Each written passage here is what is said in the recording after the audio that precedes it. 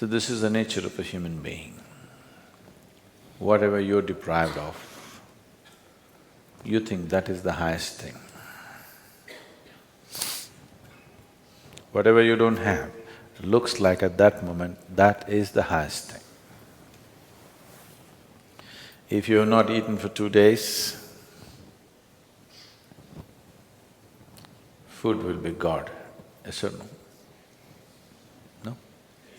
Yes. If you don't understand this, close your mouth, hold your nose like this for 2 minutes. Will you ask for air or God? Air. God comes and says, you want me or air? You'll say, hell with you, I want to breathe. Because whatever at that moment you're deprived of, that takes on enlarges itself in such a way, it blocks everything out. Or in other words, when you're in any state of compulsiveness, you don't see anything the way it is, it gets exaggerated. If your bladder is full, 1 minute, I'm talking about enlightenment, your bladder is very full. Are you interested? I don't want any enlightenment. Right now, going to the bathroom feels like ultimate liberation. Yes or no? So just about anything, when you're in a state of compulsiveness, you don't see anything the way it is. Life will get distorted to make you think that that is it at that moment. So like this, human life passes from one compulsive state to another, never allowing yourself that little bit of space where you could see things the way they are. If you do not even see life the way it is, can you handle it the way it needs to be handled? It doesn't arise, isn't it? If you don't see things the way they are, you can never handle it the way it needs to be handled. Because of this, in many ways, individual human lives and whole societies have become distorted humanity. When I say distorted, it's normal, I mean normal.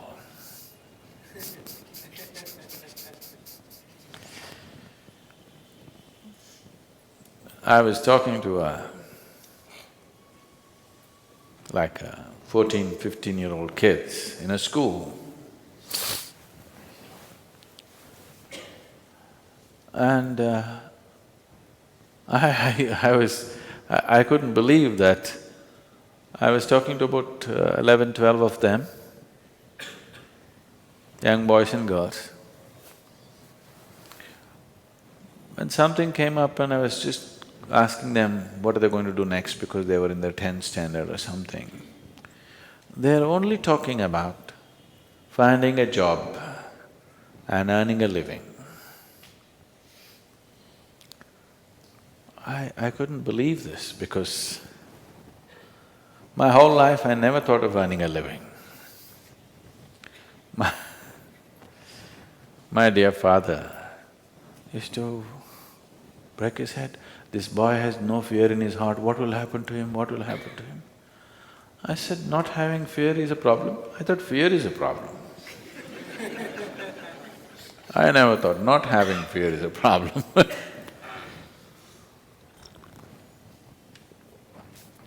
So, according to the dictates of the divine, I was supposed to become a doctor because my father is a doctor. At the age of 10, I told him, no, that's one thing I'm not going to be, I'm not going to be a doctor.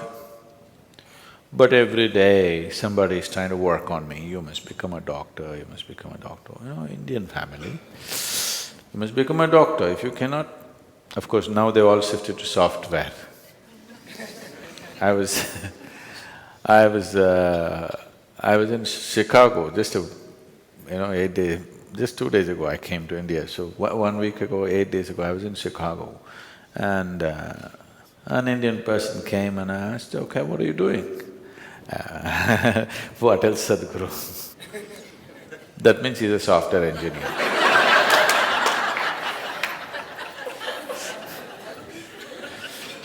There was a time if you said what else, you were a doctor. Now if you say what else, it means you're a software engineer. It is not because they're phenomenally interested in human physiology they became doctors, not because have an electronic this thing they became a software engineer, just to earn a living. Is it not important? I'm not saying it's not important, all I'm saying is, even an ant, which is 1/1,000,000th of your brain, is capable of earning a living. What's your problem with such a big brain? Why I'm saying this is, this idea, this horribly limiting idea has been imposed into our youth that you must earn a living and that's the biggest thing. With this big brain, earning a living is actually a problem on this planet. I know everybody's been conditioned to believe that. It is not so, I'm telling you. It is not so. Earning a living is a petty thing for human consciousness, but unfortunately, whole humanity is investing all its energies and intelligence in just earning a living. If this one thing does not change in the world, that…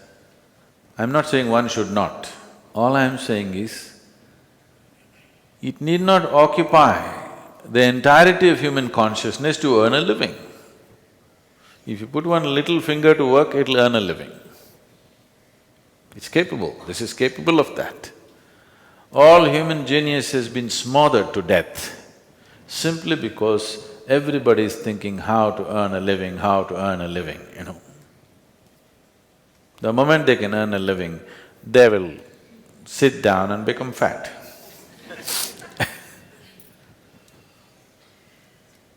You must be saying, what can I do with this life, isn't it? Yes? You must be saying, what is the greatest thing I can do with this life? Because one day you'll fall dead, do you know? Do you know you'll fall dead one day? So before you die, whatever is the peak possibility for this life should happen, isn't it? I earn my living, I earn my living. This is a big pride. Why don't you see every insect, every worm, every bird, every animal, every creature on this planet is earning a living? What is there to be so proud of about I earn my own living? Everybody's earning their own living, isn't it? Only human beings are making a big issue out of it. Too big a issue. When I look at it, how human intelligence has been sacrificed at the altar of earning a living is unbelievable. How many things human beings could have done, how many incredible things they could have done, but instead of that, they're earning a living.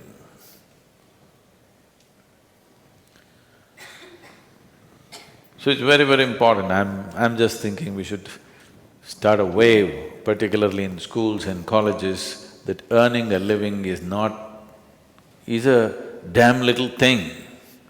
It is not the prime of your life. With one little finger you can earn a living. With this big brain, when an ant can earn its living, this big brain, should it struggle to earn a living? That has become a problem because you want to be like somebody else, isn't it? You want to be like somebody else, that enslaves you. And once you are into this chakra, nothing else is possible, it just keeps you going and going and going endlessly. Now this possibility of This simple thing called yoga is not about twisting your body, it's not about getting fit, it's not about getting healthy. All these things nature will do for you, if only if you live in tune with it. This is about understanding the geometry of the cosmos through the geometry of your own system. I'm calling this a geometry because cosmos is a geometry, isn't it? Planet Earth is going around the sun. What is it? A diesel powered? You think a big diesel engine is pushing it? If it was, the roar of that engine would have killed us. Just the perfection of geometry, it just keeps going and going and going, isn't it? You've seen those perpetual machines? Have you seen those little ones? If you just do it like this, for years on end it's going.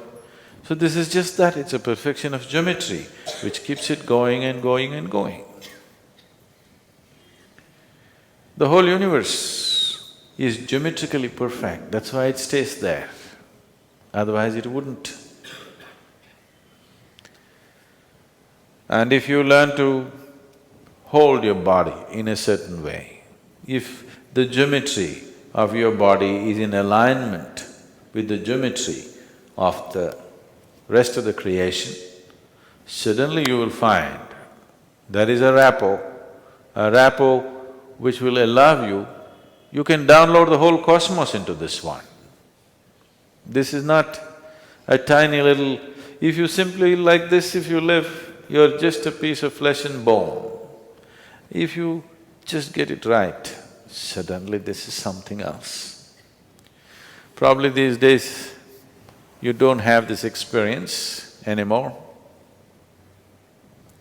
because you got all Tata Sky, dish net and all that stuff.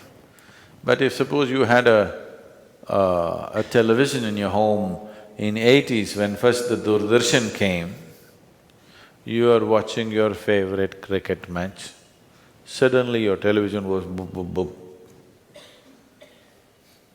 Then you climb up the terrace and there is one aluminum contraption. If you do like this, nothing will come. If you do like this, nothing will come. You just get it to the right place. The world pours into your sitting room. This is just like that. If you learn to just hold it right, the whole cosmos will pour into you. So, this is engineering yourself. It does not mean engineering yourself to breathe little better, to be little more healthy, no. This is about realizing the full potential of what it means to be human.